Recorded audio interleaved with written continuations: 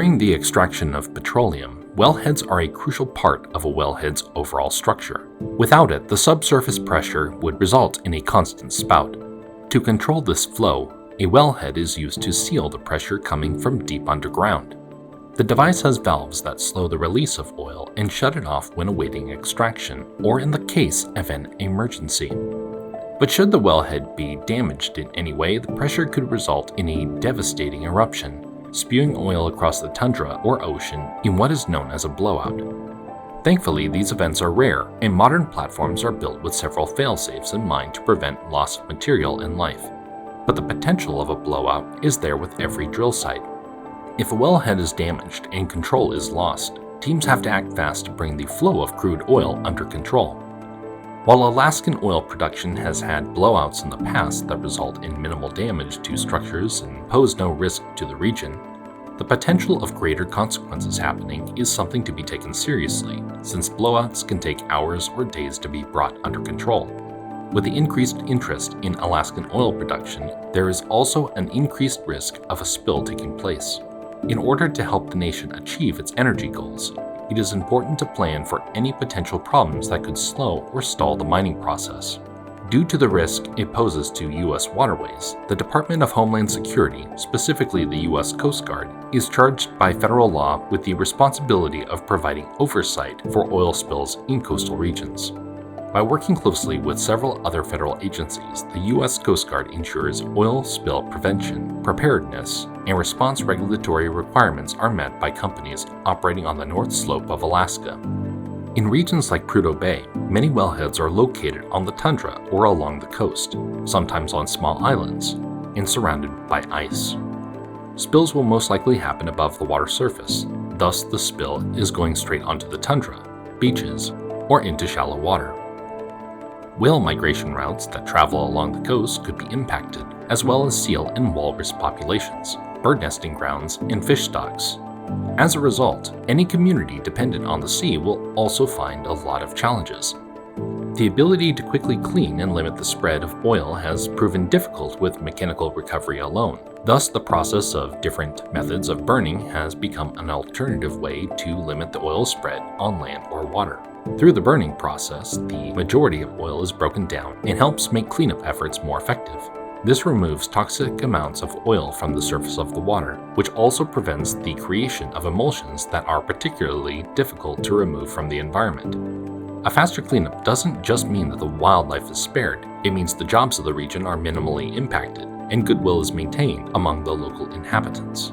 There are many things that can cause oil to not be successfully burned, including oil consistency, amount of water present, ocean currents, wind, whether oil is trapped in the ice, and more.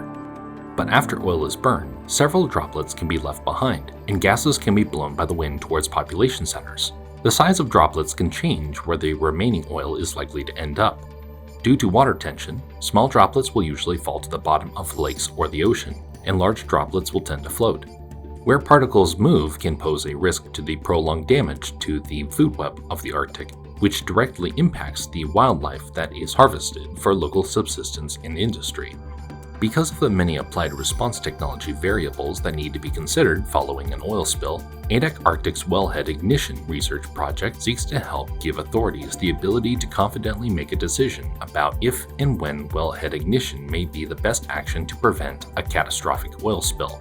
Built upon past research, this project expands upon the understanding of oil spills while also developing a method to account for new variables, including the source of oil as well as the study of the burning process. The result of the research then contributes to the creation of a coded Python library designed for modeling and evaluating the direction oil will travel and the places it will likely collect, where burned gases will fly, and what communities and wildlife will be impacted. To build the tool, a database of variables is created and plugged into the modeling equations, including the cone of dispersion, burn efficiency, droplet size, currents, and much more.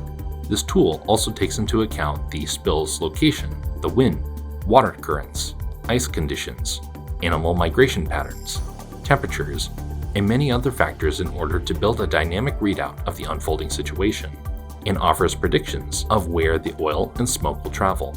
Once the modeling tool is ready for use, a map of the area will be generated, as well as the likeliness of it traveling beyond the initial bounds. If any villages or endangered animal habitats are at risk, they will be identified so that the appropriate precautions can be made. The tool will then evaluate the downwind potential distribution of burn smoke and gases to help minimize impact, including what days and hours would be ideal for a controlled burn. This helps to protect the local communities who are reliant upon the land or sea for their way of life, and to protect the industry from unforeseen risk. The main mission of the project is to help the federal, state, and local agencies to formulate a response for the wellhead blowout in the Arctic. And the goals of the project is to assess the feasibility of intentional wellhead ignition.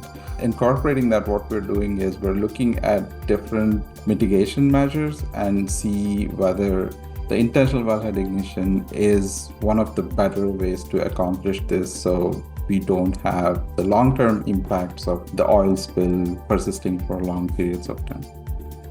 The oil industry and also the government regulatory oversight agencies like the Coast Guard, the Environmental Protection Agency, and the State Environmental Protection and Conservation Agencies currently lack modern sophisticated tools that comprehensively evaluate the public health and the environmental impact for wellhead ignition.